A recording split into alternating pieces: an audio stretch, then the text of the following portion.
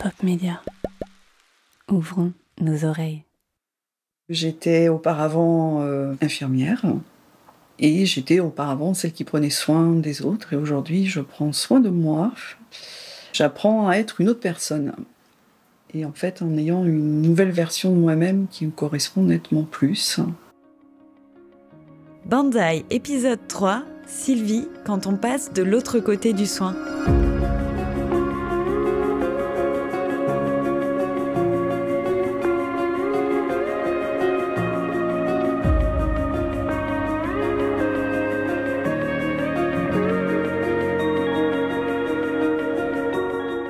Hello et bienvenue dans Banzai, le podcast qui donne la parole aux personnes qui vivent avec des douleurs chroniques. Moi, c'est Anaëlle et je vis avec des douleurs chroniques depuis de nombreuses années. J'en ai fait ma force en devenant patiente partenaire et cofondatrice de l'association Les Algonautes. Ensemble, nous accompagnons des personnes qui, comme moi, connaissent la douleur au quotidien. Avec Banzai, je vous invite à découvrir des histoires intimes et émouvantes pour briser les tabous autour de la douleur chronique. Que vous soyez concerné de près ou de loin, laissez-vous embarquer par ces histoires passionnantes. Aujourd'hui, je suis avec Sylvie. Elle m'accueille chez elle, ou plutôt chez Luca, son joli chat blanc. Nous nous installons sur des fauteuils, Luca me fixe de ses grands yeux, ça m'impressionne un peu. Je branche le micro et Sylvie commence à me parler de sa vie professionnelle en tant qu'infirmière. J'ai plus d'années libérales que d'années salariales. J'ai été infirmière libérale 20 ans et c'est là que j'étais bien. J'étais autonome, les retours aux patients étaient satisfaisants. Et la création de mon cabinet m'a permis de créer ce cabinet comme je voulais le créer, quoi, avec ma patte à moi. Et donc j'ai eu une prothèse de genou en 2016, donc ça a été la fin de mon activité libérale, parce que là c'était pas concevable en fait de pouvoir continuer, et donc j'ai fini ma profession en étant infirmière coordinatrice dans le secteur du monde du handicap. Alors c'était un poste chargé, c'était un seul poste infirmier unique, donc un travail c'est énorme, mais voilà, le monde du handicap c'est une école de la vie, quoi. C'est une école de la vie qui nous ramène à l'humilité, qui nous sommes nous, et on a tant à apprendre, quoi. Sylvie est passionnée par son travail. Elle a déjà connu des soucis de santé, mais elle s'était vite remise et était retournée travailler. Mais alors qu'elle est infirmière salariée, de nouveaux problèmes vont surgir et ceux-ci vont bouleverser sa vie. Il y a eu dans ma vie un événement important en 2019 puisque j'ai fait un burn-out. Alors, c'était pas sur des douleurs physiques, mais ça a été un moyen quand même d'avoir un corps qui a dit stop. Il y a eu une intervention au niveau du sein d'ordre, en fait, cancéro. Il y a eu plein de choses cet été-là qui m'ont fait repartir au boulot quand même assez rapidement encore, mais déjà avec un petit truc dans la tête. Et donc, vraiment, l'arrêt physique de mon corps a eu lieu en novembre 2020. Et en fait, je vois ça, moi, comme ça, il s'est arrêté pour moi, quoi.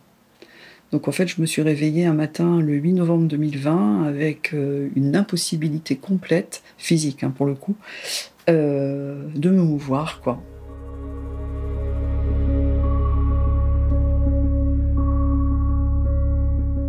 Donc en toute bonne infirmière que j'étais, je suis repartie sur de l'automédication, ce que je savais faire, en me disant à la douche chaude, ça va aller, on va faire le ménage, tout ira bien, demain j'irai travailler.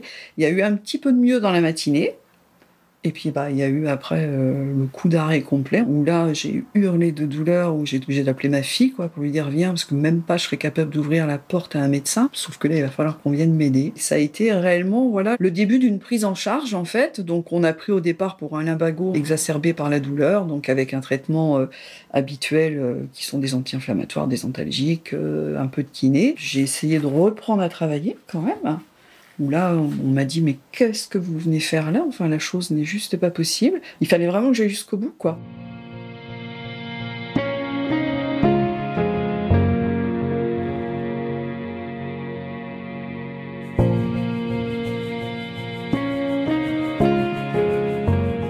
Je pensais que j'allais pouvoir reprendre sur un temps partiel. Mais bien entendu, tout ce qui touche le rachis de manière ergonomique avec des patients en fauteuil roulant et un poste unique où il y a tout à faire avec un travail physique, ça n'allait pas être possible. Mais j'avais cette idée quand même que j'allais pouvoir quand même continuer. J'avais un employeur qui croyait fortement aussi. Je savais que ça serait différent, mais je pensais pas que ça allait s'arrêter. Quand on a commencé donc à parler chirurgie, du coup, puisqu'il y a eu 3 interventions du rachis, donc j'ai 40 cm de métal dans le dos et une hanche bloquée, j'ai commencé à me dire que ça allait devenir certainement beaucoup plus compliqué d'exercer cette profession. J'en avais parlé au neurochir à l'époque, qui lui, voyait plus une version cadre, en fait, dans un bureau. À la suite de toutes ces opérations chirurgicales, cela fait presque 3 ans que Sylvie est en arrêt de travail. Cela signifie qu'elle est sur le point d'être potentiellement déclarée en invalidité, qu'on reconnaît qu'elle n'est plus en capacité de travailler. Mais autour d'elle, tous les professionnels ne sont pas du même avis. Déjà, je pensais que l'Inval 2 risquait de tomber, mais tant que c'est pas finalisé, je le savais ou pas. Il y a eu des rencontres aussi avec la médecine du travail et mon employeur qui ont été dans le déni à un moment complet, en disant « mais si, ça va être ok, ça va être ok ». J'ai eu une chance d'être accompagnée par la cellule du maintien et de retour de l'emploi, en fait, avec un médecin du tonnerre de Dieu qui, elle, a fini par dire « non, là, je crois que vous n'avez pas vu, vous n'avez pas évalué la problématique, mais ça va pas être possible ». Et là, ça a été compliqué.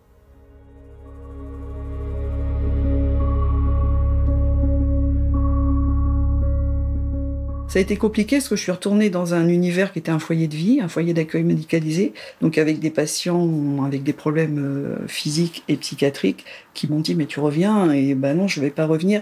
Et c'est vrai qu'il y a eu beaucoup d'émotions quand même qui sont revenues. Ça a été un peu un arrêt sur image, quoi. Et je pense que le dernier maillon, c'est quand j'ai été convoquée du coup par la médecine du travail au bout de mes 3 ans pour avoir un certificat d'inaptitude à tout poste, où là, oui. Là, pour le coup, c'était fini. Je me suis un peu effondrée, d'ailleurs, chez le médecin du travail, une personne dans une empathie énorme, qui m'a dit qu'il fallait mieux s'effondrer à ce moment-là que pas. Et là, je me suis dit, cette profession-là, finalement, que des fois, je haïssais parce que c'est beaucoup de patience, c'est beaucoup de choses. Il fallait faire un deuil de ça. On a la colère, on passe par plein de choses. Alors en colère, par moments, j'ai dû me dire merde, pas de bol, quoi. Enfin, pourquoi moi, quoi. J'avais acheté un appart. Enfin, je veux dire, il y avait plein de choses aussi qui n'étaient pas prévues comme ça, quoi. Administrativement, être en invalidité, ça a un impact sur une retraite. Enfin, être malade, c'est pas évident. Quand Sylvie est déclarée en invalidité, elle prend le temps de repenser à tout son parcours et elle se rend compte que les douleurs n'ont pas commencé en 2019. Elle commence pour elle dès l'enfance avec une scoliose et elle se renforce ensuite à la fin de l'adolescence. On va dire que le gros du problème a commencé à 18 ans, en fait, où j'ai été opérée plusieurs fois des genoux pour des problèmes de ménisque, mais à l'époque, je pense qu'on s'intéressait pas forcément à savoir s'il y avait autre chose que, même si on a trouvé ça un peu étonnant quand même d'avoir déjà des problèmes à cette époque-là. Et finalement, des douleurs arthrosiques, on a mis ça sur le compte de chirurgie qu'on avait faite de manière trop importante. J'ai beaucoup de recul en fait maintenant, et c'est vrai que je me rends compte quand même qu'il y a eu des épisodes. Avant la naissance de ma fille, j'ai eu de gros problèmes de dos, donc c'était bien là. Mais pour autant, c'était ni le moment, c'est passé. Ces espèces de phases qui passent, la vie suit son cours, il y a des événements qui arrivent. Et puis, étant d'une nature plutôt très active et soignante, pas par hasard non plus, c'était certainement très simple aussi de faire fi de tout ça.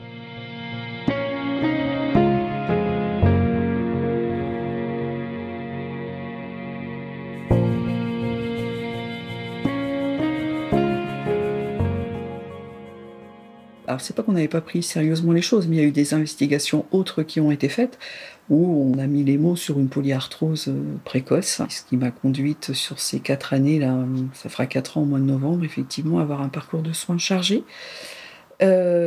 Chargé en chirurgie, parce que je suis passée 9 fois au bloc, en presque 4 ans, donc ça fait quand même pas mal. Je suis rendue à dire à bientôt à mes médecins, alors que c'est pas normalement comme ça qu'on dit au revoir. Donc voilà, cette polyarthrose, de toute façon, c'est dégénératif et c'est évolutif, avec des phases d'accalmie.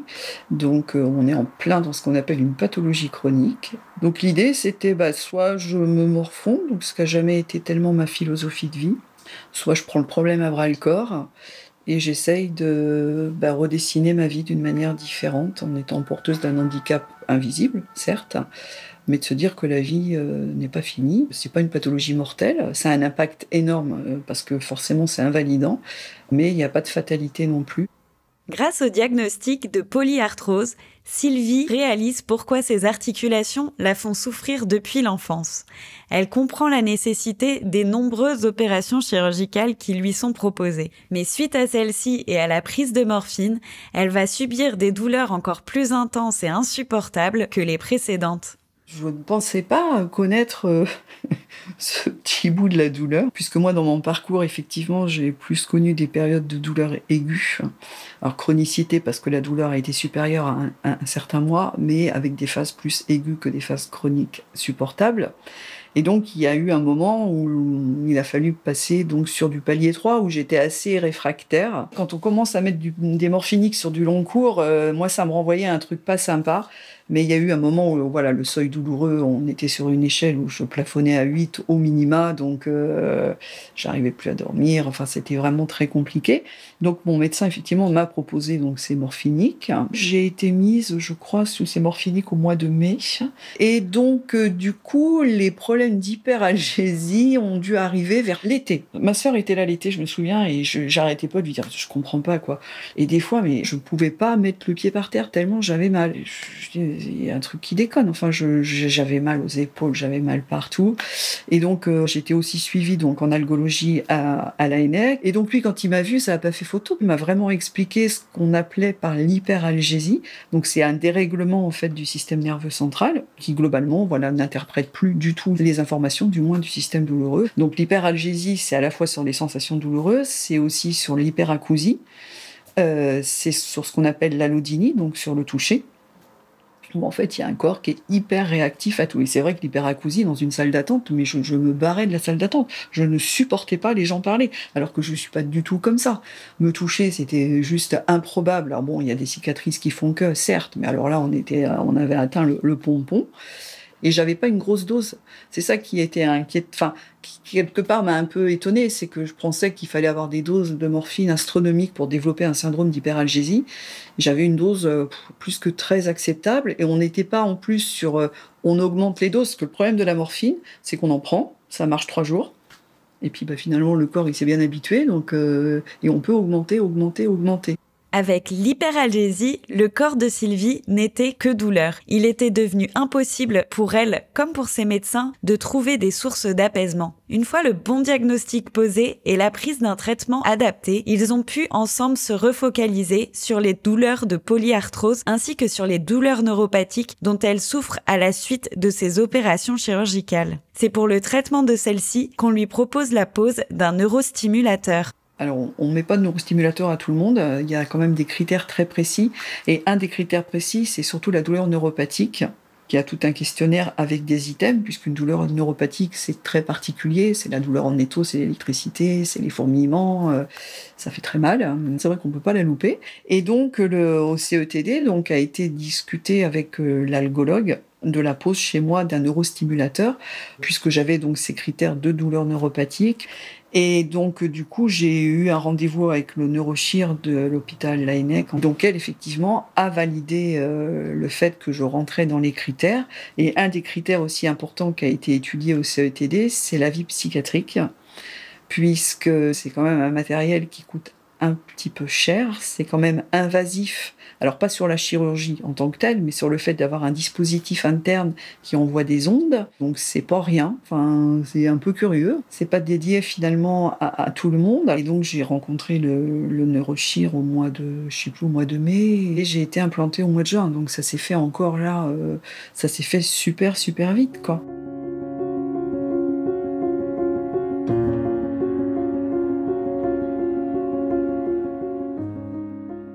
Et là, c'est encore, c'est une autre étape de cette prise en charge concernant mon dos, puisque ça n'intervient que sur mon rachis, pour le coup, ça n'intervient pas sur les autres articulations.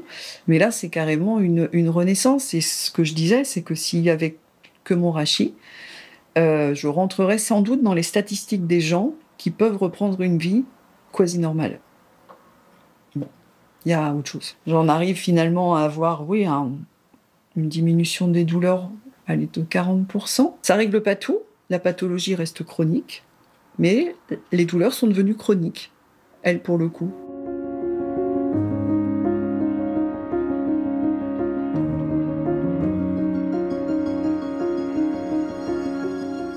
mais j'attendais que ça. C'est ça qui est fou. C'est que combien de fois je me suis vue dire « J'entends que ça, moi ».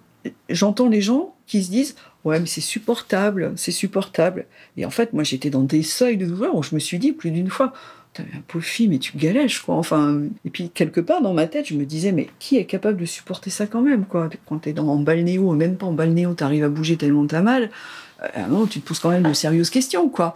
Et je me disais « Mais vivement, enfin, moi, je veux bien avoir un peu mal. Je veux bien, j'aurai toujours un peu mal.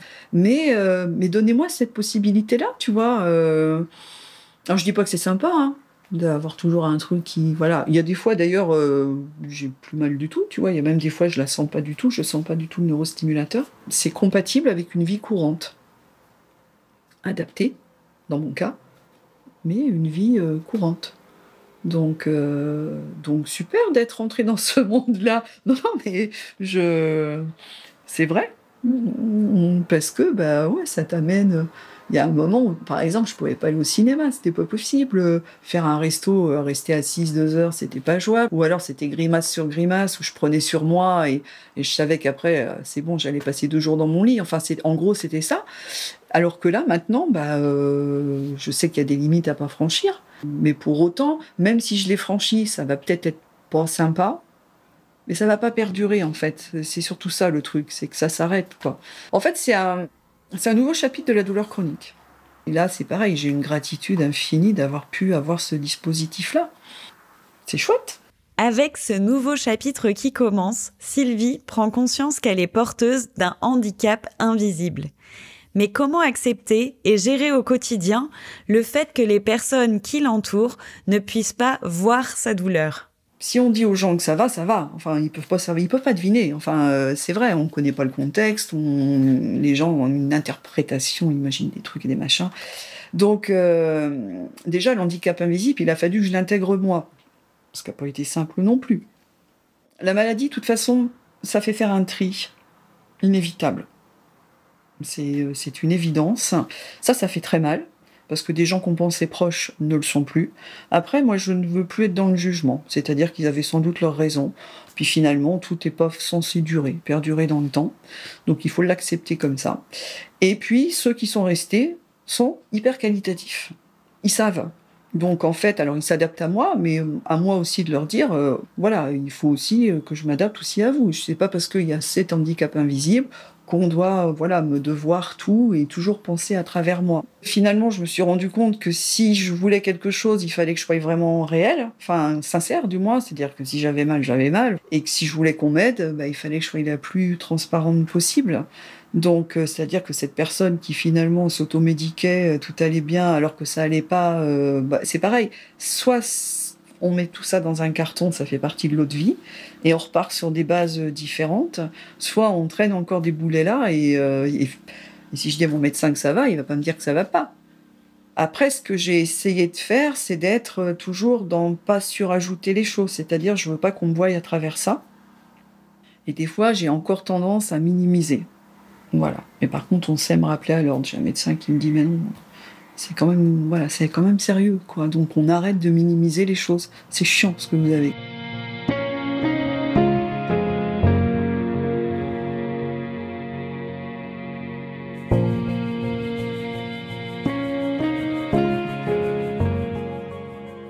Je pense que c'est important des fois d'arrêter de s'excuser finalement.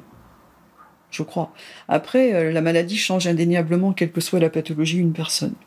Ça, parce qu'on peut être que seul à comprendre ce qu'on vit. Et c'est vrai que autant je suis devenue... Des fois, je pouvais être catégorique, je suis devenue beaucoup plus tolérante sur plein de choses. Mais j'ai une forme d'intolérance quand même assez complète sur des choses très futiles, quoi. Ou des gens qui vont se plaindre pour un oui, pour un non... C'est là que des fois j'applique quand même un peu ce masque où je me dis que des fois il faut mieux rien dire. En fait, il faut garder son énergie pour soi. Et déjà c'est pas mal parce qu'on en a besoin surtout. Au moment où la vie de Sylvie change complètement, elle est reconnue HPI, ou personne à haut potentiel intellectuel. Un diagnostic qui va beaucoup l'aider dans l'acceptation de son handicap. J'ai souvent eu dans mon enfance, mon adolescence, le cul entre deux chaises, à pas comprendre pourquoi j'étais un peu différente et pourquoi je pouvais avoir 36 000 idées et pourquoi ça partait dans tous les sens et pourquoi je m'ennuyais et tout et tout. Et là, c'est vrai que ça a été une révélation. Ça a été une vraie révélation parce que là, pour le coup, je me suis comprise et je le sentais, enfin, je savais. Après, l'idée n'est pas de savoir s'il y a un QI derrière, il y a simplement un mode de fonctionnement qui est différent. Ça m'a permis aussi d'être mieux avec les autres parce que finalement...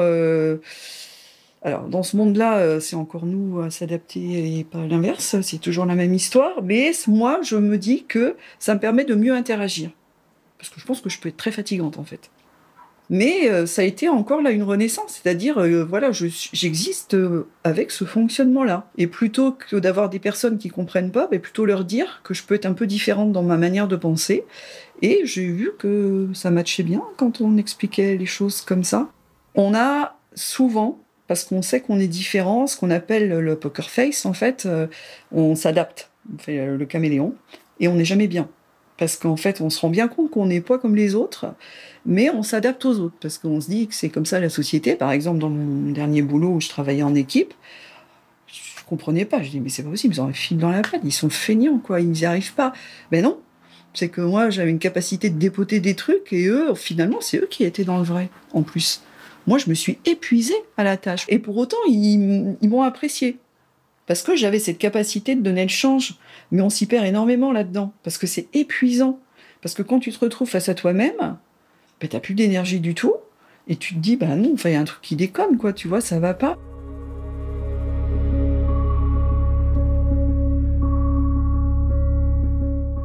Donc, quand on a mis le doigt sur ma personnalité, on va appeler ça comme ça, pour moi, c'est évident qu'il fallait absolument prendre en charge aussi cette chose-là, c'est-à-dire que, certes, je le savais, le mode d'emploi, je l'avais pas encore complètement, donc il fallait que je me fasse aider. Donc, j'ai fait un gros travail perso, sinon, finalement, j'allais reproduire le schéma que je reproduisais avec un corps qui voulait plus.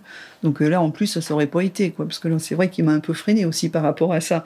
Donc j'aurais hyper angoissée, j'aurais été hyper malheureuse, Et forcément, la maladie, de toute façon, m'a appris par définition à être patiente. Parce que ça va jamais aussi vite qu'on veut.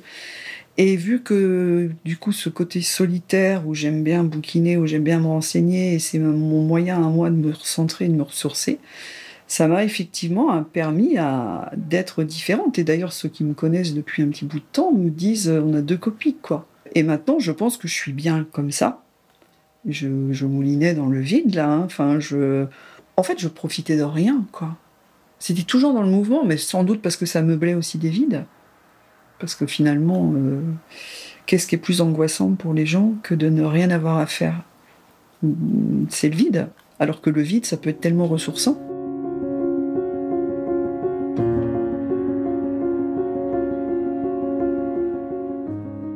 Génétiquement, je pense que j'ai pas tellement été aidée, mais bon, c'est pas la faute de mes parents non plus, hein.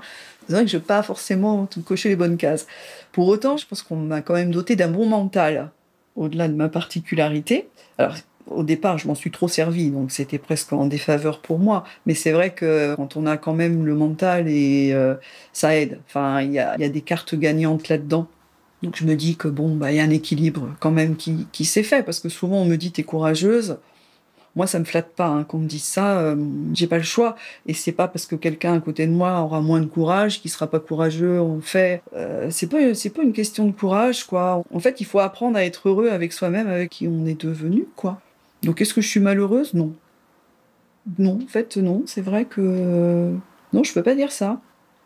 Sylvie a fait de son mental un atout majeur pour mieux vivre avec la douleur. Et une autre de ses grandes forces, c'est sa spiritualité, une foi en la vie et une belle sagesse qui l'accompagne au quotidien. Après, c'est des sujets que j'évoque pas forcément avec tout le monde parce qu'il y a des gens qui comprennent pas et ils ont le droit. Mais c'est pas la peine de partir dans des choses qui font mal finalement, parce que le renvoi, en fait, il va faire mal. Moi, je sais que ça m'aide, surtout. Et c'est ça qui est important. Mais après, la foi, en fait, cette croyance qui fait que de toute façon, c'est pas par hasard et c'est certainement pour m'élever autrement. Ça m'a permis de passer les étapes. Il y en aura d'autres à passer et j'en passe encore, même je dirais tous les jours. Mais ça m'a permis d'être solide et puis de me dire que il y aura d'autres manières d'exister.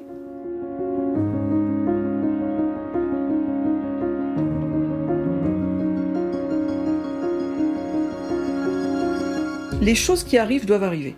Donc en fait, c'est pas la peine de lutter, puisque de toute façon, il faut passer les épreuves.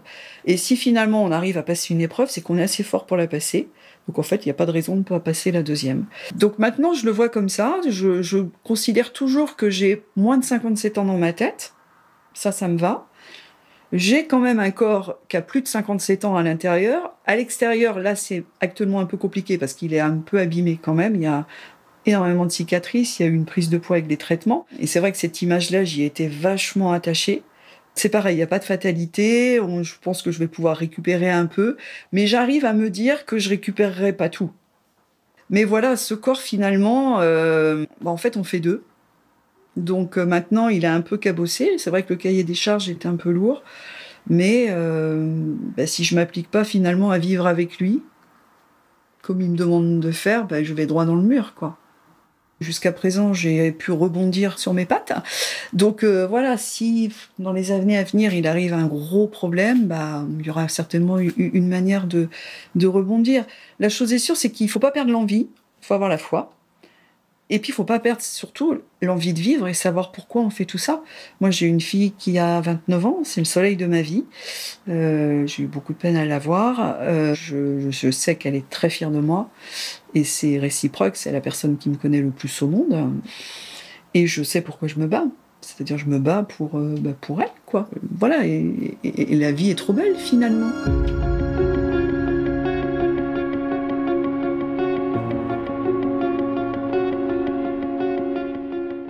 Et d'ailleurs, en Inde, on a tendance à dire qu'il faut on fait plusieurs dessins, en fait. Ils font beaucoup de croquis pour avoir quelque chose de beau. Et je me dis que voilà, dans ma vie, j'ai eu plusieurs vies, ce qui est aussi la vérité par rapport à toute mon expérience de vie perso. Et que là, voilà, il y a autre chose qui se dessine et que si tout ça est arrivé, c'est pas un hasard, quoi. Du coup, à moi maintenant de me dire, c'est ok, quoi. Sylvie m'impressionne par sa capacité de résilience.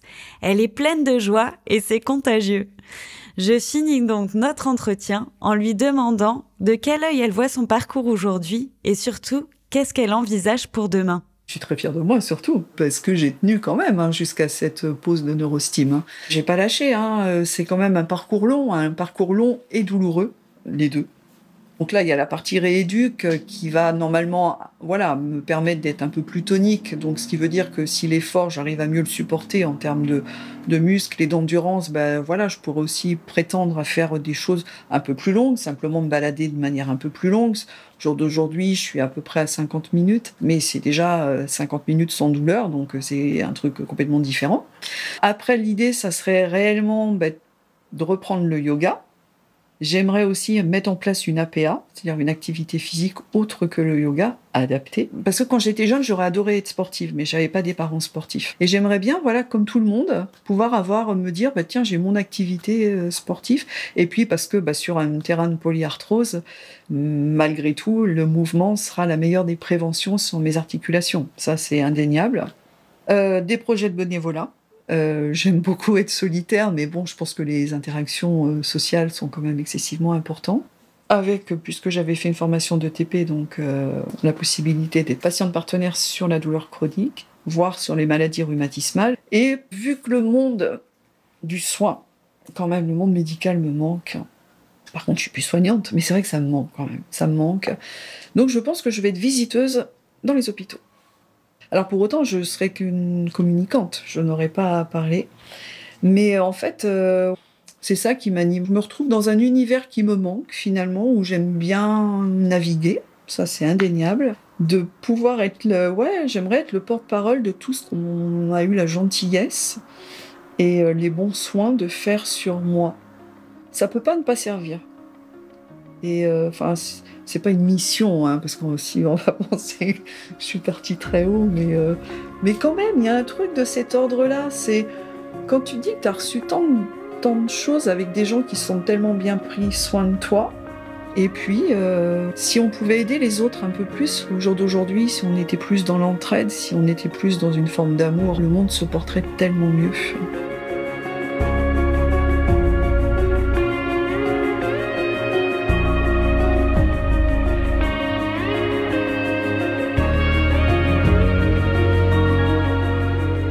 Merci Sylvie pour ce beau message d'amour et d'espoir que tu nous transmets au travers de ton histoire. Pour plus d'informations sur les neurostimulateurs, je vous conseille le podcast Parlons Stimulation. Il est réalisé par l'AFVD. Je vous partage le lien en description de cet épisode. Si cet épisode vous a plu, n'hésitez pas à le partager et à le commenter. Vous trouverez plus d'informations sur Banzai et sur l'association Les Algonautes en description de cet épisode. Et je vous dis à bientôt pour un nouveau témoignage dans Banzai.